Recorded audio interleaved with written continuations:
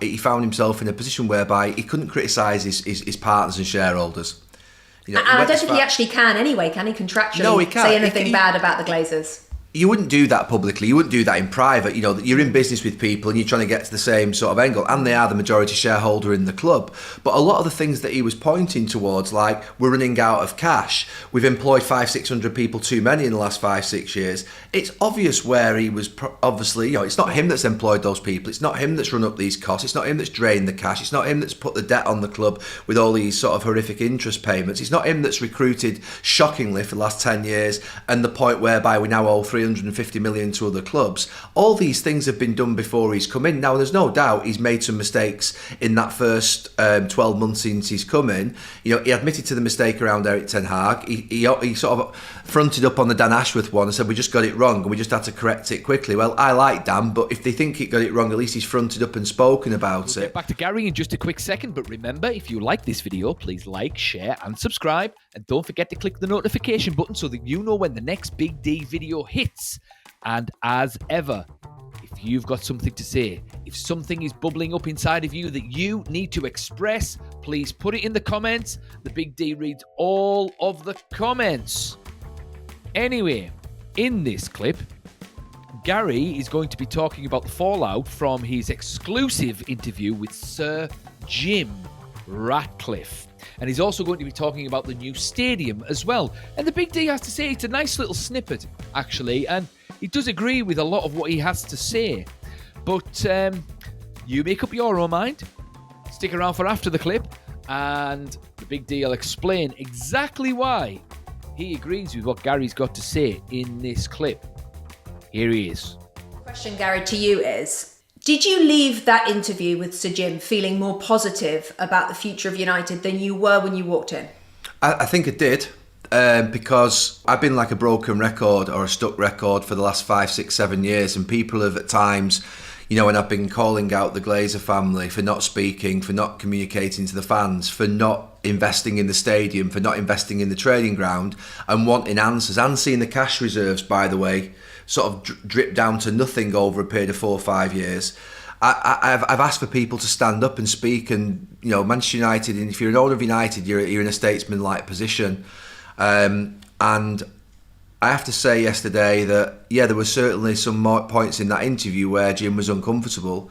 He was uncomfortable because he found himself in a position whereby he couldn't criticise his partners and shareholders. And I don't think he actually can anyway, can he, contractually? No, he can't. Say anything bad about the Glazers? You wouldn't do that publicly. You wouldn't do that in private. You're in business with people and you're trying to get to the same sort of angle, and they are the majority shareholder in the club. But a lot of the things that he was pointing towards, like we're running out of cash, we've employed 500-600 people too many in the last 5-6 years. It's obvious where he was. Obviously, it's not him that's employed those people. It's not him that's run up these costs. It's not him that's drained the cash. It's not him that's put the debt on the club with all these sort of horrific interest payments. It's not him that's recruited shockingly for the last 10 years, and the point whereby we now owe 350 million to other clubs. All these things have been done before he's come in. Now, there's no doubt he's made some mistakes in that first 12 months since he's come in. He admitted to the mistake around Erik ten Hag. He sort of fronted up on the Dan Ashworth one and said we just got it wrong and we just had to correct it quickly. Well, I like Dan, but if they think he got it wrong, at least he's fronted up and spoken about it. So I felt more positive because someone was communicating. I felt most positive because on Friday I went into the very last regeneration meeting for the task force. We've been closed down now, disbanded. It's no longer required. But I've enjoyed that last 12 months. And when I saw the plans on Friday for Old Trafford, look, they're ambitious plans. But I've been shouting and screaming for years, Rebecca, build a new stadium. Get the training ground right. Football, that's a little bit more erratic. That might sort of, if you like, take time to come. And some of the football at this moment in time is woeful. We're well short. But I'm patient enough with United if I feel like the right things are going on around the club. So I don't like some of the things at the moment. I don't like the former player stuff. I don't like the food. I don't like the ticket prices. I don't like the FA Cup travel. I don't like those decisions. I don't think they need to be made. I think the decisions that could have been put off and that we could get the big decisions right. But one thing I've been banging on about is these things about stadium infrastructure, and for owners to come in and stop the continual poor decision making over 10 years. So we didn't even have a football department. We didn't have a sporting director, a technical director. We didn't have a CEO who understood football before. At least we've got some things in place which give us a chance, and there is disruption to the Glazers. So I came out of the interview understanding that, you know, Jim Ratcliffe was never going to be able to sit there and criticise his partners, but he almost did so without actually doing it, by just pointing towards the things that he was having to clean up. I get that, and I understand what you mean about now there are people in the building that are football people and will make better decisions. But I suppose the track record, just that he's had over that 1 year now, those football decisions have not been good. And the Erik ten Hag era that he owned up to, like you say, at least he owned up and he was honest about it. But at the time that they made that decision, him and Barada and Sir Dave Brailsford, there were very, very few people who thought it was a good idea at the time. And I think when I was watching Sir Jim, I was thinking, I love the honesty, but I'm concerned that they are still making poor decisions. Fast forward on to these things you just mentioned and just listed. That's a PR thing as much as anything else, because Sir Jim did try to explain about the £66 situation, how it wasn't quite as clear or as was being reported. Again, the people below him don't seem to be reflecting what he wants or what he's about. That, I think, all of that, it feels like it's continuously mistakes. I didn't come out thinking, okay, all the mistakes are done now. I think that's what would concern me. Yeah, I understand what you mean. I think a lot of people outside of the club that are not fans of the club couldn't believe that Erik ten Hag was awarded a new contract. However, the majority of Manchester United fans, who sometimes, when you're amongst the sort of detail of it and the emotion and the passion, you can't see the wood for the trees properly. Yeah. And when you've had this sort of flip-flopping of managers, and you've seen managers kicked out the club for a period of 10 years, 4 or 5 managers before Erik, and then they go and beat City in the cup final. And then I think Jim's point was actually a good one around maybe if he had a decent structure around him with Dan Ashworth, Jason Wilcox, Omar Barada, Dave Brailsford, he might be able to succeed because he's had no real structure around him. Most Manchester United fans, Rebecca, after that cup final, did want to see Erik ten Hag keep his job. Wow. And I know that, look, we were all wrong, the ones who said keep him, but we like our managers at Old Trafford, and we're loyal to, fans are loyal to the manager.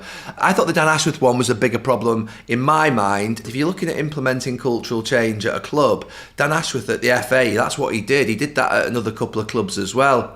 He's a very steady guy, Dan. He's a solid guy. He's probably the type of character that Manchester United needed, I think, in this period whereby there is going to be redundancies, there is going to be massive transformation and change with the playing staff and the style, and obviously bringing in new managers. So I thought Dan's one was more of a strange one than the Erik one, looking back. So look, he owned up on both of them and he answered every single question.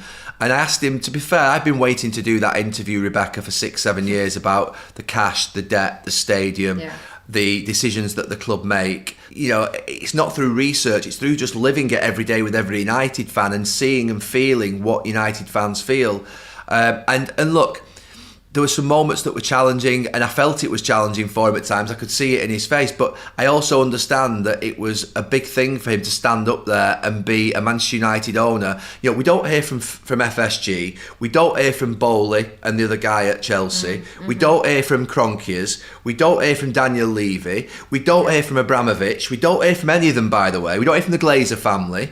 So I'm sat here and think that's ridiculous that these clubs are beyond the owners. They're bigger than the owners. They're the temporary owners and custodians of football clubs, these guys. The fans are the people who are going to be there forever. I'm not being emotional and sort of, passionate here to a level whereby I'm saying that ultimately, what are owners? Owners put a lot of money in, they buy clubs, I get it, I understand business. However, in football clubs, I think you should be forced to communicate as an owner to the fans. And these guys are hiding for year after year, decade after decade. Jim Ratcliffe stood up yesterday and did interviews and spoke and actually put himself in an uncomfortable position. I think there is an element of that needs, I think people have recognised that, because the rest of the clubs and the owners, they don't speak.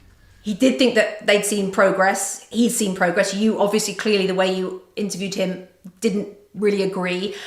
Do you think he had to say that? Because he couldn't really say, I haven't seen any, could he? But he's still the right man. When he said he'd seen progression over the sort of Ruben Amorim being at United, I asked, obviously, Do you think he's progressed? I think Ruben Amorim's had a torrid start in terms of results. I think that he's had a torrid start in terms of injuries that he's obviously had at this moment in time. And I think that the club at this moment in time, he's looking at it thinking, what the hell's going on? And he's called them the worst Man United team in history. So Ruben Amorim is so honest. What I like about Ruben Amorim is interviews, his energy. I think he's obviously, I think he's got a good thing about him in terms of standards and principles, what he's done with the players that he shipped out and got rid of people that the fans were getting frustrated with that maybe weren't giving their all. So from that perspective, I think they should back him. He needs support. He's a young manager and he's coming at a very difficult time in the season. Let's finish on the stadium. It is going to be massive. It looks like a spaceship. It's going to do great things for the local economy. They think they can build it in 5 years as soon as they break ground. I suppose they just need to make sure they have the money ready to go. I'm not even sure that's been confirmed yet, Gary. But from if you're a Man United fan today, waking up and looking at those stadium plans, you're thinking this is my club. That is what we should be. Look, it's knocked me sick this last 10 years. At Hotel Football, the hotel that I own, the opposite Old Trafford, we have a great view, and I've talked about the rusting steel work, the roof leaking, all the things that Old Trafford. We know Old Trafford's a special stadium when you're inside it. It presents brilliantly, but it really is struggling to cope with modern football. And the idea that Manchester United 25 years ago had the best stadium in the country, the best team in the country, the best training ground in the country, right? All it needed was investment over the sort of what would be 15 years after that to maintain it in that state. They've just not spent a penny on it, the Glazer family. We now obviously got a new stadium plan. It looks absolutely spectacular. Yeah, it's not Old Trafford, it's not got the history of Old Trafford, but will be a modern, iconic stadium that looks absolutely mind-blowing. If Manchester United in 5-6 years' time are in a position where that stadium's complete, the training ground's world-class, I like to think then what happens is standards rise, some better decisions are being made on the football side, and the club can get back to being in a competitive state. I would take that all day long. You've got to give Gary his due, to be fair. I mean, I don't always agree with him on certain things, but I agree with a lot of what he had to say there, and his interview with Sir Jim was actually quite good, just from a technical, journalistic standpoint. And he asked all the hard questions, and he did press Jim Ratcliffe on some of the things, such as the Glazers and whatnot. Check the full interview out on the full uninterrupted interview on the Overlap, and also have a look at the Big D's channel because he's got snippets from it as well on there himself. But yeah, it was a good, revealing interview, and Gary makes a very interesting point that you've got to give Sir Jim credit as well, because he's out there in front of the media. He's taking things on, he's answering the questions, he's doing the hard interviews, and you don't see a lot of owners doing that. I mean, the only owner that I can think of off the top of my head that's done something similar is Florentino Perez. He seems to like the cameras a little bit as well. And maybe Berlusconi back in the day when he was in charge of AC Milan. But Sir Jim, fair enough, he's come out and he's explained a lot of why he's doing the things that he's doing. And yeah, he's admitted his mistakes and he's laid out what his plans are moving forward. And that is basically making Manchester United a well-run business, which it is. It's a business. If you take emotion out of it, it is an entertainment product. But for that product to survive, to be able to entertain the fans so that they can get emotional supporting the team and they can find escape by watching the players on the pitch, it needs to survive and it needs to generate money and not lose money. It's just the basics of business. And yeah, it hasn't been ran correctly. It's just been kind of left as a cash cow, neglected by the Glazers, and yeah. I don't think the Glazers necessarily have gone out of their way to destroy Manchester United. I think it's just been a case of naivety and a bit of incompetence, willful incompetence and neglect, really, from the Glazers' point of view, because when Fergie and David Gill left, they put business people in charge of it, and there wasn't really a footballing project there. So it was they were trying to do a copy and paste, really. in the same way that David Gill and Alex Ferguson ran the club. But in who they chose to run the club showed a fundamental lack of understanding of what Alex Ferguson actually did at Manchester United. And it is only now that Sir Jim Ratcliffe has come in that we've actually replaced, on paper anyway, replaced what Alex Ferguson did at Manchester United. And that was, he was a director of football. He was a footballing project. We've got a footballing project now, and we've got a support team for the coaches and the players that is more up to snuff compared to the rest of the league and the rest of sort of the big teams in Europe. And having that in place, that'll give us a medium to long-term view of the club, and we'll be able to sort of hire and fire managers over that period of time if needed, and bring in the right players over that period of time that's going to suit that vision that Jim Ratcliffe has got for Manchester United. So fair enough. And yeah, I mean, I said this on another video. He was never going to criticise the Glazers. Why would he? He has to work with them. They are on the same team, and they are on the same team. I've said before, I think the Glazers have played a blinder by selling the minority stake to Sir Jim, because they still get the lion's share of any kind of dividends, but someone else can run it for them. It's a brilliant piece of business. Brilliant. The Glazers are billionaires for a reason. They are brilliant business people, and that's what they are. And I think they must have understood that Manchester United, they were on the way down, and they've realised that they've got to do something, and perhaps they've understood that either they don't know enough about football to be able to fix it themselves, or at the very least they've understood that they can't be bothered themselves to do it, so they've sold a minority stake to Sir Jim, who knows a little bit more about football, that's a lot more passionate about Manchester United than they are, and that they could, 1, run the club for them, 2, move the club forward for them, and 3, take the blame. Because it's Jim now. Jim's the man in charge now. He's in charge of footballing operations at Manchester United. And that is the heartbeat of any footballing business. That is it. Everything flows downstream from the footballing project that wasn't there prior to Sir Jim coming on board. So, yeah, it was actually a really good interview. It was very eye-opening. And the more and more I hear from Jim Ratcliffe, and the more and more I see what he's doing, I know he's made some unpopular decisions, but I can totally understand why he's made them. He has to make tough decisions in the short term for the benefit of the club long term, or else, as they say, the club would have lost some money. So yeah, it was fair dues. It was absolutely fair dues. And Gary gave a good interview, and yeah, can't argue with that, really. In terms of sacking Erik ten Hag, yeah, I mean, I think we were all sick of the manager merry-go-round, and he did kind of do enough, Erik ten Hag, to keep his job for that summer, because they won the FA Cup quite convincingly. We beat Man City 2-0 in the final, no problem, so it would have been another Van Gaal situation. And the thing, when Van Gaal got sacked, they had Mourinho lined up, and you were always going to upgrade from Louis Van Gaal to Mourinho, and Erik ten Hag didn't really have an ideal replacement just to step right in. It's not as if Ancelotti was available to come in, you know, or Zidane.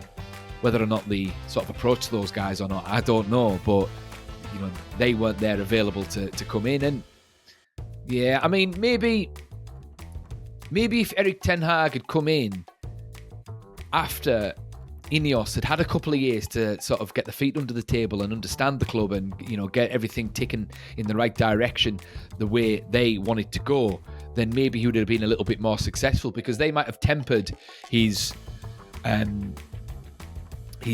signing choices. Perhaps we wouldn't have got Anthony. perhaps we might have got, I don't know, Eze or someone like that who'd have been a bit more suited to English football than Anthony, and perhaps we might not have got Casemiro, perhaps we might have got Ugarte then, so they probably wouldn't have bought the signings. Yeah, signings like Casemiro, looking back, he was great that first season, but over the medium to long term, it just didn't make business sense. Real Madrid pulled the wool over our eyes with that one. Florentino Perez is an absolute amazing businessman himself, because he's ruthless too. And he doesn't let players go unless he knows that they're past the sell-by date. So, he's got, 100 So we paid 50 for Varane and we paid 80 for Casemiro. So they got 130 million pound off of us for two players who were past their best. One sick note and one guy that was on the cusp of going over the hill. So if Sir Jim Ratcliffe can come in and provide that kind of ruthlessness in terms of running the football club and thinking medium to long term and doing good business deals, which I've said time and time again, they had a good summer last summer, and they got a good left wing back as well in January, so it'll be interesting to see who they bring in the summer. So if he can do that and continue to do that and keep on sort of slowly building this side in the guise of Ruben Amorim, then the future could be bright and it'll be nice. And I mean, the stadium looks class, and the training facilities look class. United, it looks like United at the very least are pointing in the right direction now. So if we can pull all of that off within the next 5 years, wow, we might just have a good side on our hands again. And hopefully Ruben Amorim's still the manager and he is successful. Because timing plays a big part in all of this kind of stuff as well, so the jury's still out on Ruben Amorim. I hope he is successful. I do like his tactics. If he can get the team purring, and if he can get Man United playing in the way he got Sporting Lisbon playing, but just at the higher level with the better players, then wow, we'll have a team. We'll have a team. I think he's got until October.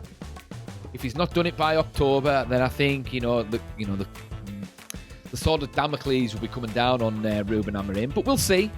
We'll see how he does. The Big D's got the match tomorrow, so it'll be nice to see how we play against Sociedad in what is now, the only meaningful fixture that we've got, unless we get through into the next round. But we shall soon see. But anyway, what do you think about Gary's comments?